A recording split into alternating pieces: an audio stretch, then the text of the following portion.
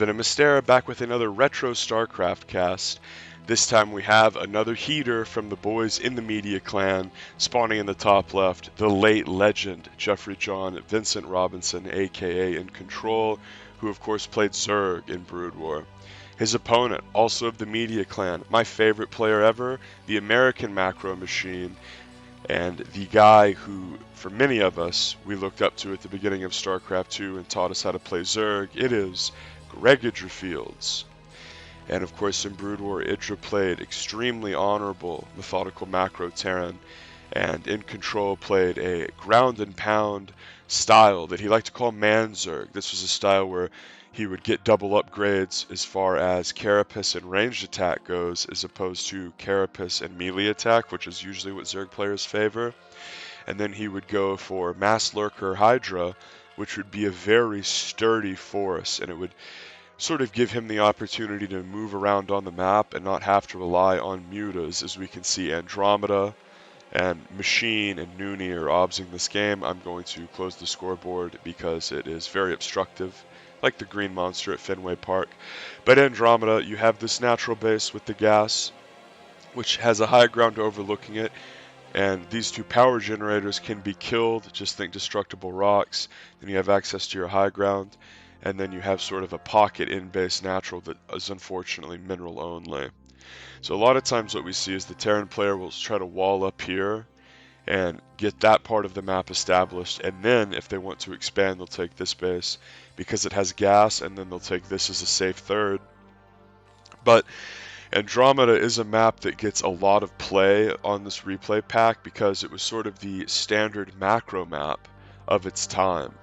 And back in the like 03 to 07 Brood War era, they were still figuring out how to balance maps. The maps were still often weird. They would have peculiar little features on them, or not necessarily be as standard and macro focused as we see now.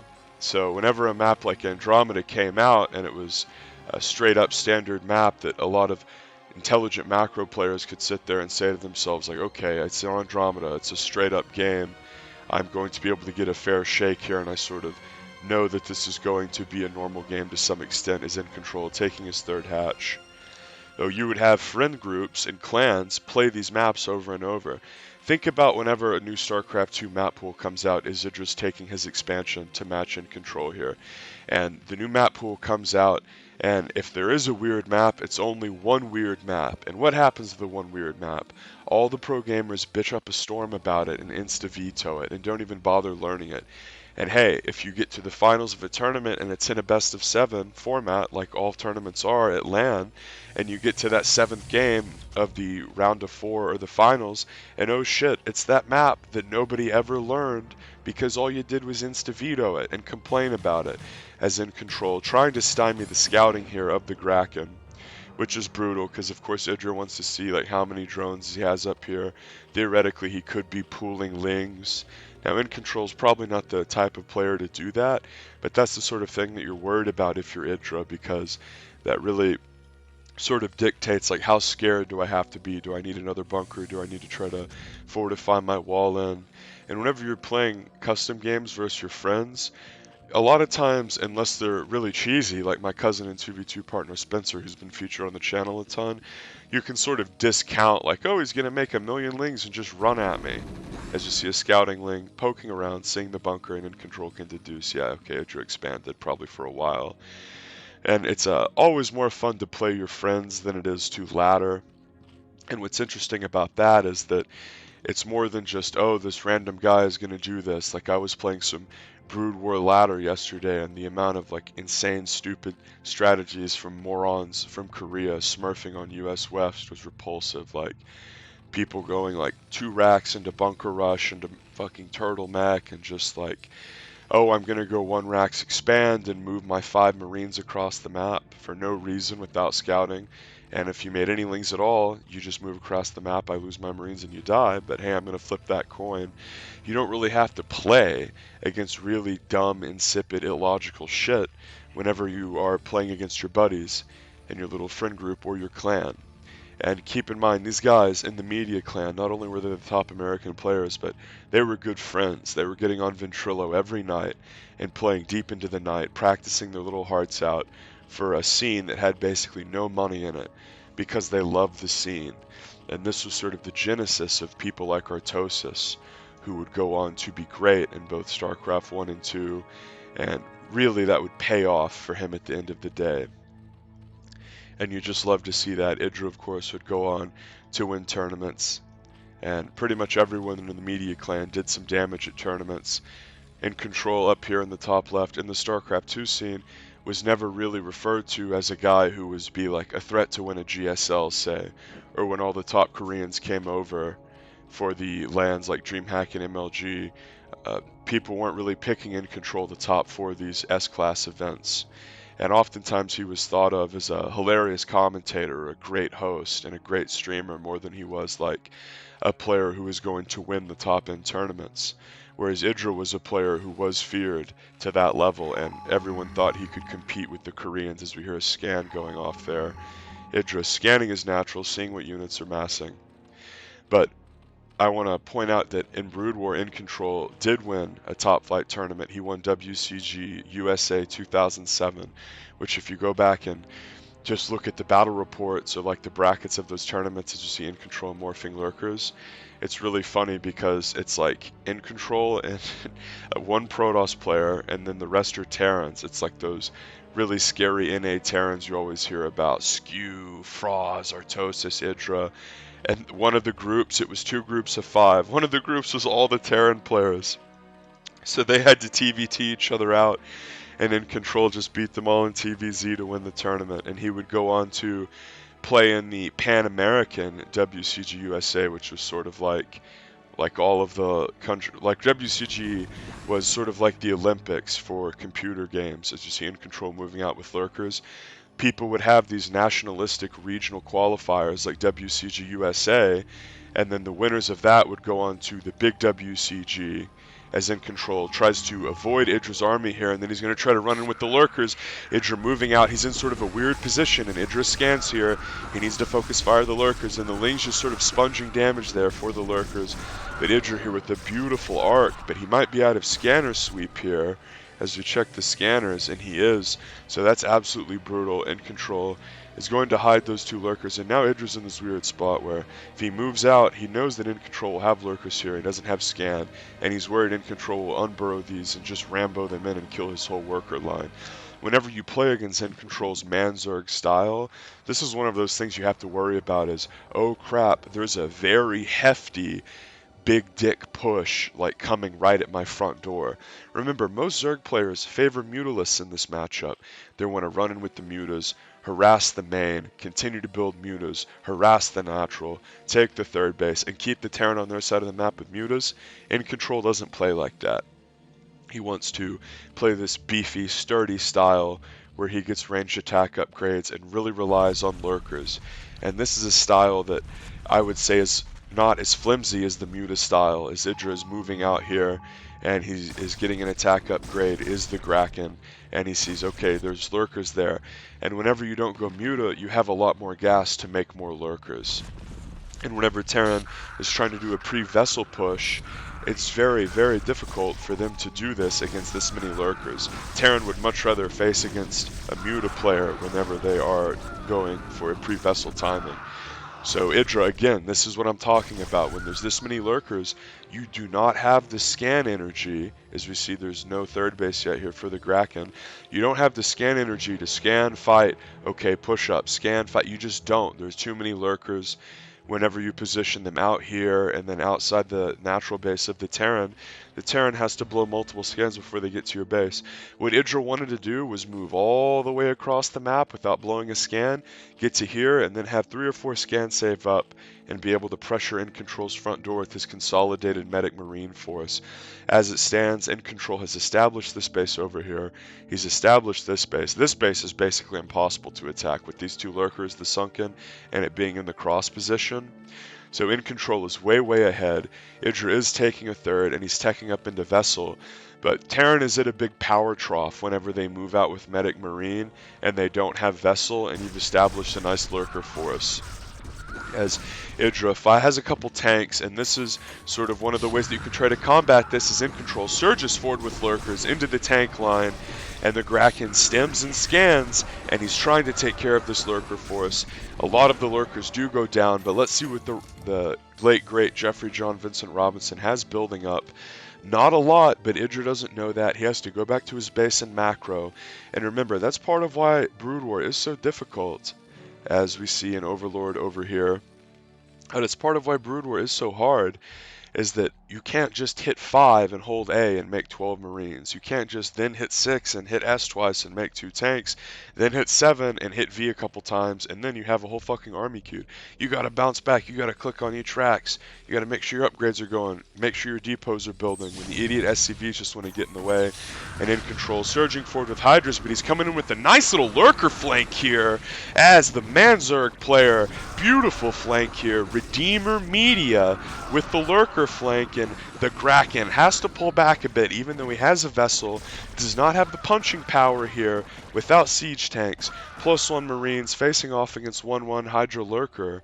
And notice that Incontrol is ahead on the upgrades, and that's because he's double upgrading and made that a huge part of his build order. He didn't go Spire early. He forego that. He didn't do much aggressive nonsense early. You know, he sort of let IdrA macro, which is considered dangerous by almost everyone in the scene. Even if you're a top Korean player, you don't want to let IdrA just sit back and be left to his own devices. We saw in the Christmas special game I casted a lurker drop going on beautifully, but IdrA faced Stork, and Stork was just incredible in that game. But he consistently pressured IdrA, as we see more drops here. Another Hydra drop. I wonder if he dropped up here and I missed it. Considering this gas isn't damaged, I don't really think that there was much of a drop, but we'll rewind at the end of the game and see. But Incontrol going for a beautiful little Moxie-filled drop play. This is an intelligent thing you can do whenever you're playing this style and are sort of buttoned up and defended on your side of the map. Terran is not really good at moving out and trying to pressure you and then having army consolidated back. Don't have everything rallied forward. And here Incontrol doing a big droopy drop, and ooh, IdrA losing his vessels, discouraged. He's trying to defend the drop in his main, and it's so brutal. Ooh, as IdrA leaves without GG there. That's how you knew it was really Greg. But let's jump it back a little bit, and then we'll jump it back and see if I missed a drop, as observing Brood War is more difficult than observing StarCraft 2, just like playing it is. So let's think about the crux of the issue here in this game. So because IdrA has to blow scans here, here, and here, he doesn't have the energy to push Geoff here, and he certainly doesn't have the energy to go all the way up here. So at that point, he's waiting for 2 things that will help his push. He's waiting for tanks, and he's waiting for Science Vessel. Now the Vessel is a must because it's the detector, the mobile detector of Terran. Siege Tank is nice because the Siege Tank outranges Lurkers, and when you have a guy like Geoff who's going to go for a ton of Lurkers, then you really have to be able to fight them from a distance or irradiate them down before you fight. Because if a guy has like a whole arc of Lurkers, even if you have quite a bit of Medic Marine, you're just going to get chewed up, especially when he's getting attack upgrades. Those spines are no joke, and it's hard to 1A, 2A, 3A all of your stuff efficiently and effectively enough where you can sort of win the engagement, so to speak, before everything goes to shit and all the lurkers get a bunch of shots off. If we go to the money here, you can tell this replay isn't bugged because when a replay bugs out, the money will just keep going up and up and up and up and up. So when Incontrol burrows these lurkers here, it's an oh shit moment because it's right on top of your vessel, which is like the bread and butter building. You're going to lose your science facility here, so good luck building vessels. So then this vessel gets out, but you're really just trying to defend here, and then as it stands, you lose your army out here. So IdrA losing on both fronts, and this was just a brilliant army positioning from Incontrol the whole game. To bro the lurkers here in force scan, to have lurkers out here in force scan. That's why he didn't get pushed really hard up here, is because IdrA didn't have the scan. Part of fighting against Terran is consistently sort of throwing a wrench in their plans and not just letting them move all the way to your side of the map unabated. A lot of times this is done with mutas. You'll harass, and then when you see them push out, you'll run in, attack, run away, force a stem, macro, try to get your sunks up at home, try to get your lurkers up at your third, and then run back in, attack with mutas.